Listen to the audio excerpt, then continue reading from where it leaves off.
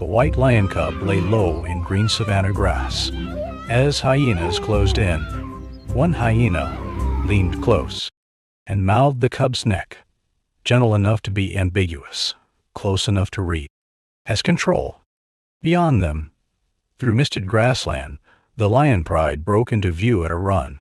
She stayed pressed to the ground behind a thin rise, elbows sunk in powder-dry soil. The camera's long lens breathed with her pulse. As she steadied it against a knee, soft light made the scene look unreal. But the spacing was real. The hyenas held a loose ring, not touching, then touching again. A ground-level look told her why the cub did not stand. At the cub's forepaw, dust had been combed into a narrow, pale groove. A flat, translucent band-like old packing strap lay half-buried, its edge catching light like dull glass. It disappeared under grass, then reappeared in a small loop near the paw. The cub tested that paw once, and stopped. His ears flicked, then went still. The loop did not tug upward, but the cub's weight pinned it. When he shifted, the band scraped against grit with a faint drag that she could almost feel through the air. A hyena on the near side placed its toes carefully, splaying them for traction, then paused. Another worked the ring with a shallow feint, one step in and one step out, as if asking the cub to flinch. Their tails stayed low, but their shoulders rode high. The cub did not flinch, and that refusal made the ring tighten by inches. She could not risk a full move. Dropping light would soon erase the strap's edge entirely. She used what she had: angle. She slid the camera a handspan to the left and let the sun skim across the ground at a lower rate. The strap's edge brightened for a second, then dulled again, as grass blades swayed over it. It was not a cord. It was rigid enough to hold shape, thin enough to vanish. The loop sat not around the paw, but against it, like a stiff collar that could snag if the cub bolted. The lions arrived in the frame, as a blur of tawny bodies through the haze. The pride did not crash in. The lead lion slowed first, then widened, turning the rush into an arc. That choice forced the hyenas to look away from the cub and check distance. Hyenas answered with attention pulls. Two lifted their heads high, ears rotated, then dropped their muzzles low in the grass. A third drifted right, trying to create a second focus point. The one at the cub's neck released and replaced its mouth, not biting down, just holding presence. The cub's breath showed in small chest lifts. A trembling swallow moved his throat once. He stayed centered, eyes forward, as if he had learned that any sudden move would feed the ring. She adjusted again, not for drama, for evidence. She tilted the lens until the ground plane filled the frame. Dust clung to the strap edge in a fine line, and the strap surface showed faint cross-hatching, the kind manufactured plastic holds. A jagged grass stem lay across it, pinned flat, and the stem's shadow revealed how close the loop sat to the cub's pad. Light softened further, shadows stretching from each grass tuft like long fingers. She watched those shadows creep toward the paw. If a shadow seam hit the cub's eyes, he might startle and torque that loop. The lions held their arc and did not lunge. One lion lowered his shoulders and stopped, turning his body into a quiet wall. Another eased left, keeping a clean open side behind the cub. The hyenas tested it with a half step, then froze. When the lions did not chase, she made one controlled light test. She shifted the camera's reflective hood a few degrees, so a faint glint slid across the strap, then off again. The cub blinked once and did not turn his head. He stayed centered through that small change, and the ring did not collapse. The hyenas hesitated, reading the lion's stillness as intent. The cub remained pinned to the same patch of grass, not safe, but not breaking. The last clean frame of the chapter held on the cub's calm eye. while the light moved, and did not move him. Dropping light turned the grass into a single textured field, less green, more gray. The strap that had glinted now vanished unless the sun hit it just right. She felt the cold edge of urgency in her mouth as she tasted dust on her lips. From a mid-distance angle, the pride's geometry was the only thing keeping space open. Two lions held a shallow crescent, not touching the hyenas, not chasing. A third lion stayed farther back, making depth, giving the cub a direction that did not look like a trap. The hyenas changed tactics. Their ring began to tighten and loosen in a pattern, like breathing. They stepped in together, paused, then eased back, then stepped in again. It was coordinated pressure without commitment. A new behavior detail emerged in the telephoto view. Y. Two hyenas swapped places without turning fully away, crossing behind each other's shoulders in a quick, practiced slide. The swap kept the strongest animals closest to the cub, while the others took short rests. The ring never opened. She dropped her camera lower, almost to dirt level, and pulled focus to the cub's paw. The paw was not pinned by a rope. It was pinned by geometry and friction. The stiff loop lay against the pad and could catch on the knuckles if he lifted wrong. The cub tried to lift the paw once. A small tremor ran up his leg, visible in the fur at the wrist. He set it down again, choosing stability. That choice was animal true and heartbreaking in its practicality. The hyenas watched that tremor like a signal. One angled its stance at 45 degrees to the cub, ready to dart sideways, not forward. Another held its ears canted outward, listening for lions behind it, still watching the cub in front. The lions did not strike. They made a visible non-action choice.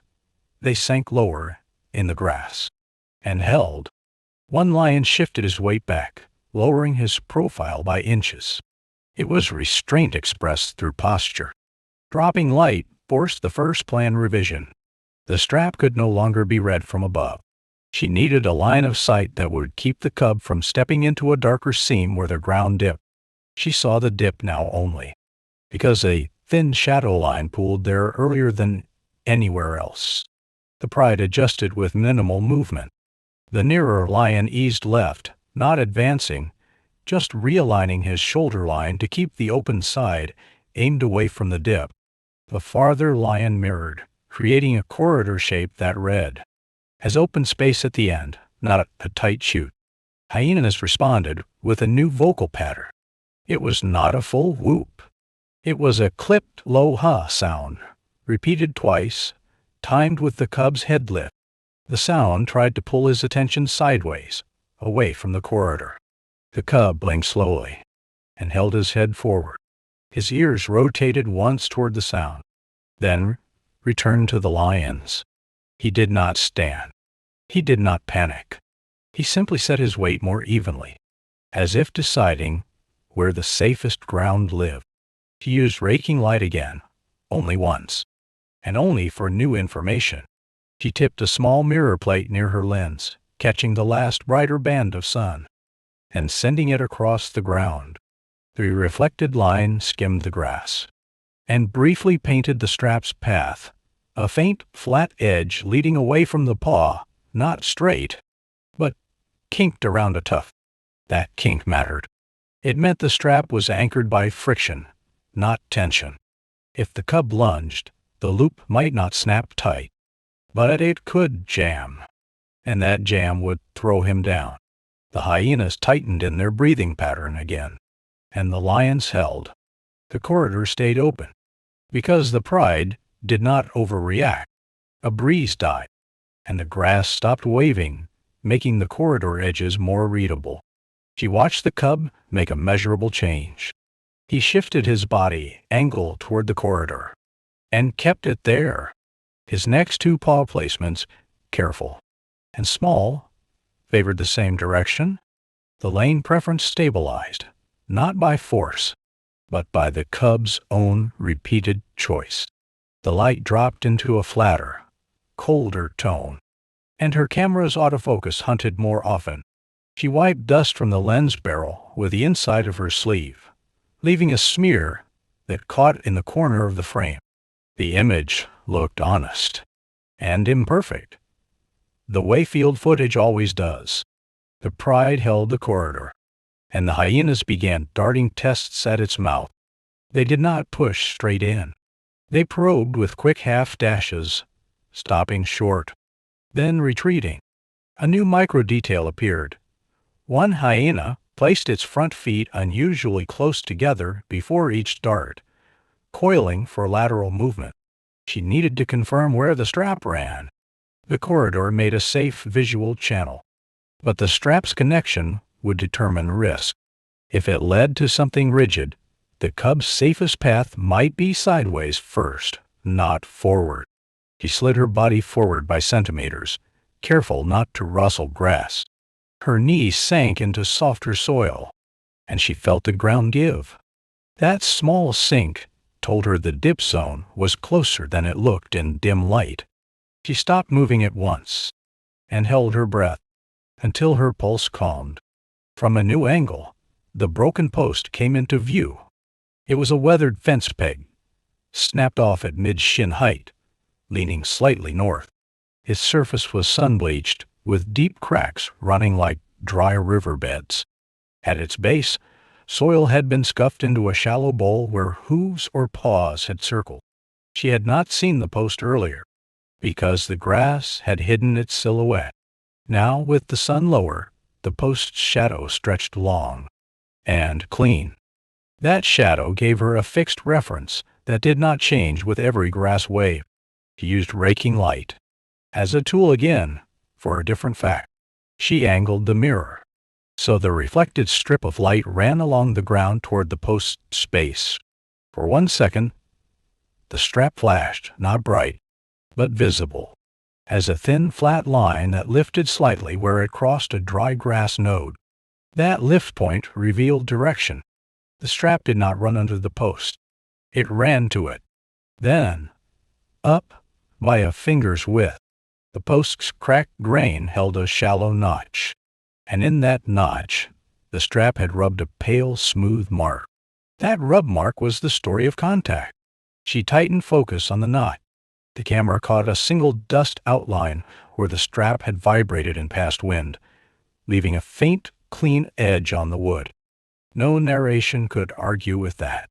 It was mechanical evidence in a silent frame. The hyena saw movement at the corridor mouth and pressed it. A pair darted in together, then split, one to each side, testing whether the lions would chase. Their tails stiffened for the first time, held level and straight. The cub's head dipped, and his shoulders tightened. The pride revived, because the predator run demanded it. The lead lion did not charge. He widened the corridor mouth by stepping outward, making the entrance look broader. A second lion shifted deeper, turning the corridor into a longer lane that read like open country, not a trap. Dropping light made the strap harder to see again, and she felt the plan's next constraint settle. The post was the anchor point, but the post's shadow was also a hazard. If the cub stepped across that shadow seam and misread depth, he could twist the paw and jam the loop. She kept her lens low and filmed the strap where it met the ground near the post. The strap lay partially buried under a thin crust of dust, with only its edge occasionally catching light. It ran into the notch, then disappeared behind the post's cracked face. The connection was confirmed on camera, decisive and unambiguous. The cub did not move much, but his choices were visible. He kept his body aligned to the corridor, ears rotating toward the lions more often than toward the hyenas. The hyenas continued their mouth-probing darts at the lane, never committing, always measured. She let the last brighter band of sun fall away and held on the post. The broken fence peg stood like an old mistake in the grass, and the strap's path to it was now proven. The chapter ended on the notch and rub mark, the anchor connection locked in the frame. The sun sank lower, and the corridor changed character. It was no longer defined by bright edges. It was defined by contrast, by what stayed readable in dimness. Her camera picked up more noise, and the image softened even. As the stakes sharpened, Hyenas pressed into the lane mouth with faster gap tests, closer now, stopping just short of the lion's space. A new detail emerged in their coordination. They advanced on a diagonal, not head-on, each choosing a different angle, as if mapping the lion's blind spots. One hyena kept its ears pinned flat for a beat, then lifted them again, listening and watching at once. The near collapse came from light, not teeth. A shadow seam from the broken post stretched across the ground and crossed the cub's forepaws. The seam made the surface look like a drop-off at cub height. The cub startled, a tight jerk of the shoulder, and the loop at his paw shifted against the pad. She saw the strap edge lift by a few millimeters. That lift would be enough to catch if he bolted. The hyenas read the jerk and leaned in, a synchronized step that stopped short, bluffing contact. The corridor's mouth threatened to collapse into a scramble. The pride corrected ethically within 2 sentences. The lead lion did not surge forward. He stepped outward, widening the doorway to remove pressure. Another lion lowered his head and froze, letting stillness drain the cub's panic instead of amplifying it. Dropping light forced the major adaptation. The corridor could not remain a visual lane alone. It had to become a secured space near the broken post, because the post's shadow seam and the strap's notch were now one risk system. The lions needed to control how the cub approached that anchor point without triggering a jam. He shifted to a mid-distance view and watched the geometry change. 2 lions moved to form a shallow gate around the post, not touching it, but aligning their bodies, so the cub would approach on a tangent, not straight across the shadow seam. Their shoulders created an even band of shade that overrode the post's harsher line. Hyenas answered with a pressure rung built for denial. One drifted wide to the right, trying to threaten the far edge of the corridor. Another stepped into the lane mouth and stood, tail rigid, daring the lions to chase. A third produced a single soft yip timed with the cub's weight shift, then went silent again. The pride refused the bait. The lion nearest the lane mouth backed off by inches, visible restraint, making the corridor feel less forced. At the same time, the lions at the post held firm, turning the post into a controlled reference instead of a hazard. She needed proof that recoil risk was reduced without cutting or tugging. She used raking light again for a different physical fact.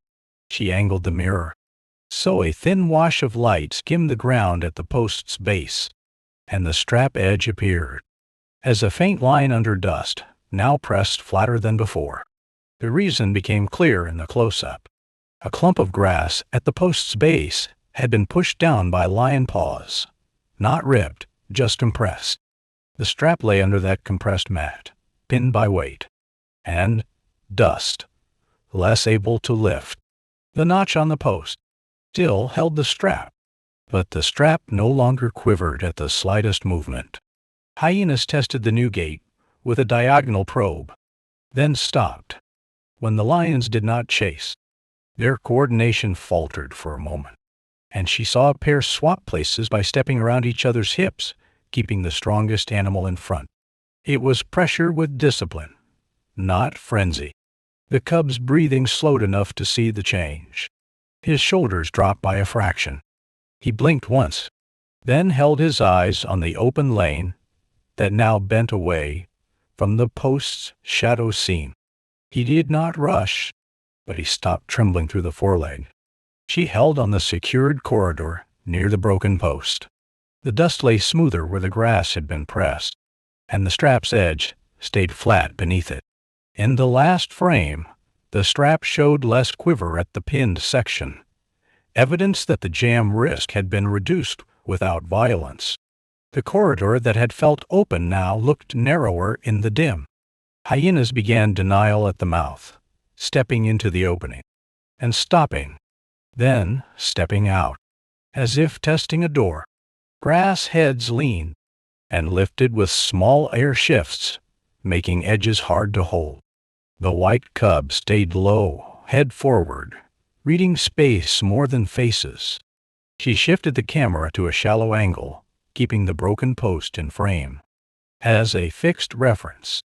At ground level, the flattened strap showed a faint dust ridge where it had scraped, then gone still. A hyena placed one forefoot directly on an earlier paw print, toe pads aligned with uncanny precision. The lions did not push. They simply widened their bodies, keeping the opening readable without speed. Clipped yep cut across the grass, then stopped, timed with the cub's smallest weight shift. Two hyenas answered it by stepping in together, not rushing, just blocking and waiting. The lions revised by rotating the lane a few degrees away from the post shadow seam, making the floor look continuous again. The change was subtle, but it forced the blockers to turn their heads, and that head turn bought space. She tightened focus on the cub's forepaw for a mechanism close up. The loop did not cinch. It hugged the pad edge like a stiff ring that wanted an angle. When the cub lifted a fraction, the loop rose with him, then settled back with a dry whisper of grit. That behavior meant jamming, not tightening, and it meant the cub's safest move was straight and calm. A hyena tried a new trick. It stood sideways to the lane, shoulder presented, stance angled like a gate. Another drifted behind it, creating a layered block that looked thicker than it was.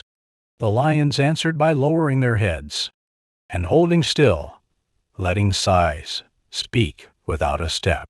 The blockers hesitated, then backed out together, as if the stillness had weight. She felt her forearm tremble from holding the lens low, and she reset it against the dirt to stop the shake. The cub blinked once, slow, and his ears flicked toward the lions rather than the yip. That paired rhythm human breath controlled. Cub attention steady kept the moment from tipping.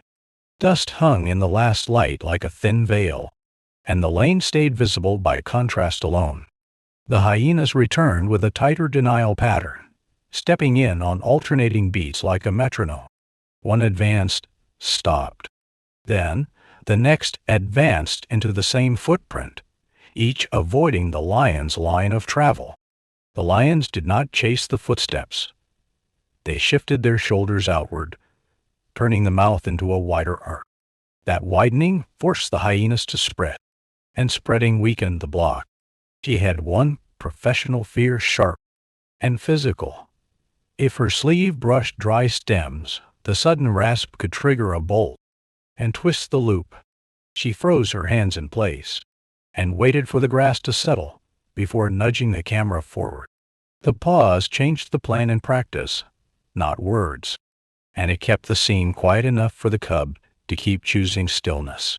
A thin breeze slid through and stretched the post's shadow longer, making the seam creep toward the cub's feet. The lions adjusted by stepping sideways, aligning their bodies to cast a smoother band of shade that overrode the seam's hard edge. Hyenas responded with a soft double grunt, low and close, trying to pull the cub's head sideways. The cub held forward, and the grunts faded without effect. The lane needed to feel like the simplest option, not the only one. The pride reshaped it by stepping back by inches at the mouth, reducing pressure, while keeping the exit line clear. Hyenas tried to reclaim the mouth with another step-in block, but the lion's distance made the block look purposeless. Blockers drifted out, and the lane looked open again.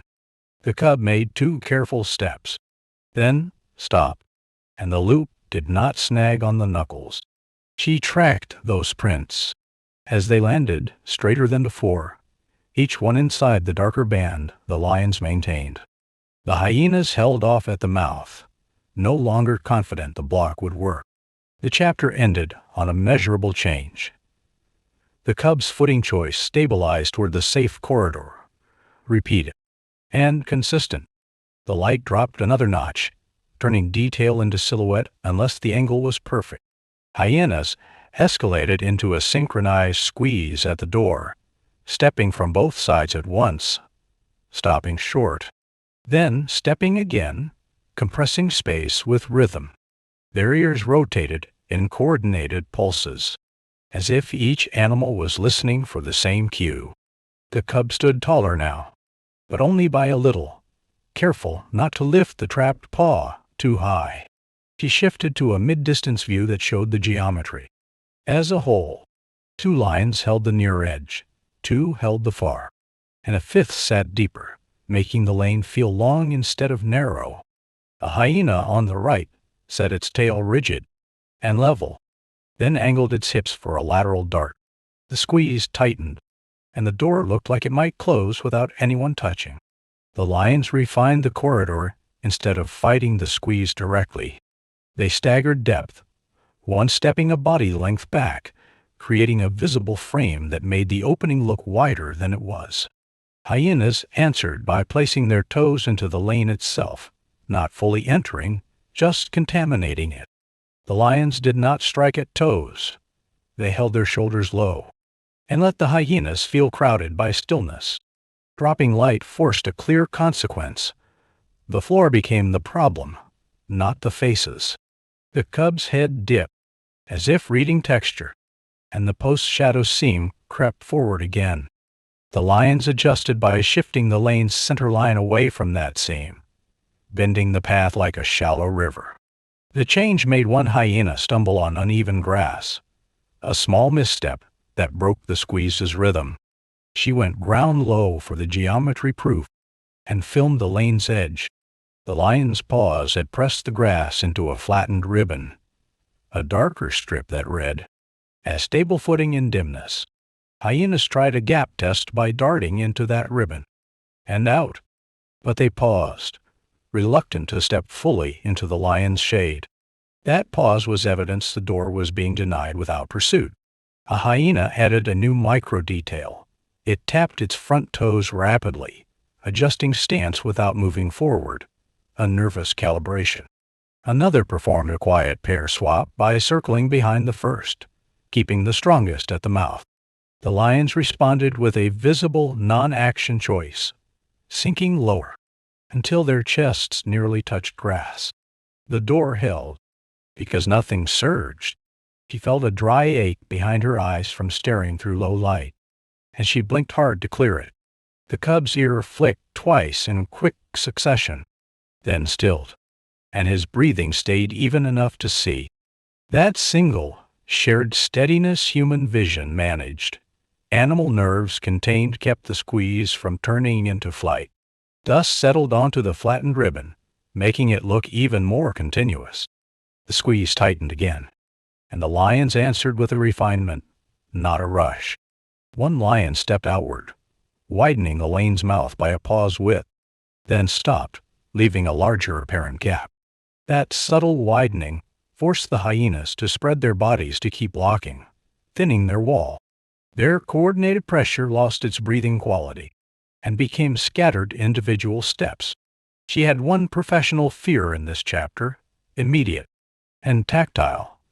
A fatigue tremor could blur the frame and hide a sudden misstep at the door. She shifted her grip lower, bracing the camera against her forearm. And the dirt, and the image steadied. The plan changed through posture, keeping proof visible.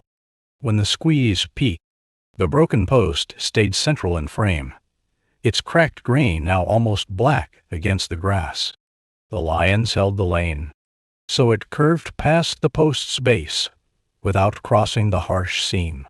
Hyenas tested the denied gap with another quick toe-in, then backed off. When the lions did not chase, the door remained readable, and the cub kept facing through it. The chapter ended on a filmable token of progress. The corridor's shape denied entry at the door, visible in a paused gap test where the hyena stopped, hesitated, and chose not to step into the flattened ribbon. The cub stood centered behind the door, not pinned by force, but guided by geometry. In the last usable light, The lane looked like the only stable floor left. The light now thinned toward the point where edges would vanish entirely. The grass darkened into one mass, and the post shadow stretched long enough to merge with other shadows. Hyenas shifted into a patient wide flank probe, one peeling far out, and circling to threaten the lane from the side. The cub hesitated, reading the change, and the lions held their frame without turning it into a chase. She followed the wide probe with a long telephoto view, careful to keep the lane and the post in the same line. The flanking hyena walked with its head low and ears pinned flat for a beat, then lifted them again, listening for an opening. That behavior was new, slower, more deliberate than earlier dart. The lane risked being turned if the lions reacted too sharply. The lions revised, because the light was peeking toward unusable. One lion extended the far edge by a few steps, not forward, but outward, lengthening the wall to deny the flank. Another lion stepped deeper, making the lane's end look like open country rather than a corner. The flanking hyena stopped, then angled away, its probe denied without contact. She lowered the camera to dirt again for a removal close-up that could not be faked. Near the cub's paw, the stiff loop had shifted, no longer hugging the pad edge as tightly. A lion approached the cub's front at a careful angle, then placed a paw onto the strap's flat segment near the ground. The paw was not a grab. It was a pin that kept the loop from lifting. As the cub moved, the cub reacted with a small ear flick and a single blink, then stayed. She felt her breath catch and forced it out slowly, keeping the frame steady. The lion's pin remained low, claws not extended, pressure distributed through the pad. The loop's edge stopped rising with the cub's micro-shifts, and that stillness created the window needed. Hyenas tried to disrupt the window with a diagonal drift back toward the door, a controlled surge that stopped short. The lions did not lunge at the drift. They tightened the frame by leaning weight forward without stepping. That weight shift made the door look closed from the hyena's perspective, while keeping it open for the cub. The wide flank animal hesitated, unsure which edge to test now. This was the only rehearsal logic across the rein, and it happened without repetition. The pinning lion eased pressure by a fraction, watched the loop's edge, then pressed again. When it tried to lift, calibrating to dust and grass, the cub tested one step, slow, and the loop slid along the ground instead of catching. The adjustment revealed the exact pressure needed to keep the loop flat. She had one professional fear, sharp and different. If the shadow band fractured at the wrong moment, the cub could misread footing and jerk backward. She shifted her position a few inches to keep the post seam out of the cub's direct line, changing her angle, so the lion's shade stayed continuous in the frame. That movement kept the visual lane intact. As the light reached its lowest workable point, the signature action executed quietly under the clock's peak. The lion maintained the pin, while another lion stepped across the strap's path near the post, pressing it into the dust where it met the ground. With both points held low, the loop could not lift, and the cub's next forward step let it slip free from the pad edge. There was no yank, no snap, only a flattening, then release. She captured the proof. As a single detail, the freed loop lay flat under dust, no longer aligned with the cub's paw, its edge visible as a thin pale arc dotted. The cub took one more step, and did not pause to shake or check the foot. Hyenas paused at the door, and the wide flank stopped moving, as if the window had closed against them. The chapter ended with the removal confirmed by sight, not assumption. The light continued to fall, but the crisis no longer depended on seeing the loop. The lane remained a dark ribbon of pressed grass, and the broken post stayed as a silhouette landmark at the edge of the frame. Hyenas did not introduce new tactics. They held farther out, measuring, no longer confident. The lions maintained the door with calm bodies, and did not advance, She shifted to a mid-distance view that showed spacing. And withdrawal. One lion stepped back first, then another, easing the frame without sudden gaps. The door stayed readable. As the pride reduced stimulus, letting the cub own the movement. Grass moved in a low wave as air slid through, and the lane's flattened strip remained visible by texture. For the outcome proof, she went ground low on the cub's tracks. The prints inside the lane formed a straighter line now, with no sidestep arcs and no return marks. A thin drag trace that had appeared earlier near the paw was gone. The cub's steps looked even, each one placed without a pause to check the foot. Hyenas performed a final safe bluff, a small forward lean from two animals that stopped short. A new micro-detail showed in the pause. One hyena's stance widened, then narrowed again, as if it could not decide whether to commit. The lions answered with stillness, not pursuit, keeping the bluff from turning into motion. The hyena settled back, and the bluff ended where it began. She kept the lens on the cub's body. As he moved, careful not to lose him in dim grass. He did not run. He walked, steady, shoulders level, head forward. The absence of snag checks was as telling as any close-up. She had one professional fear in this final chapter, concrete and brief. If she rose too fast, the silhouette could startle the cub into a sprint in the wrong direction. She stayed low and shifted only by sliding her elbows, letting the camera float forward without a stand. That adjustment preserved distance and kept the exit calm. The lions continued to withdraw first, step by step, never closing behind the cub. Their bodies formed a loose, receding arc that suggested protection without pressure. Hyenas watched the withdrawal and did not chase, their heads turning together in small, synchronized angles. The lane remained the simplest path because nothing made it urgent. She held a long telephoto view as the cub crossed beyond the door area. The cub's line did not bend back toward the post, and no dust puffed from sudden turn.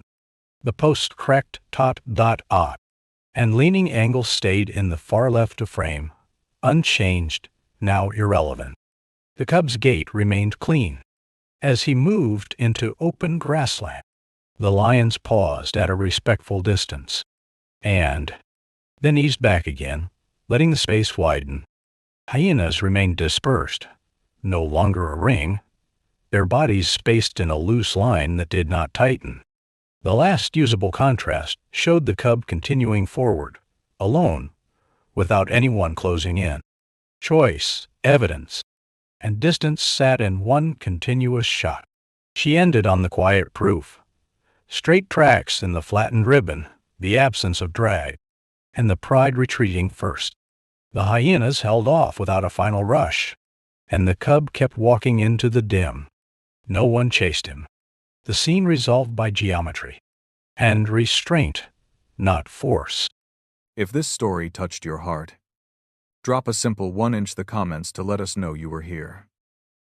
Your support keeps these gentle stories alive. Don't forget to subscribe and stay with us, because the next story might just be the one that finds you when you least expect it.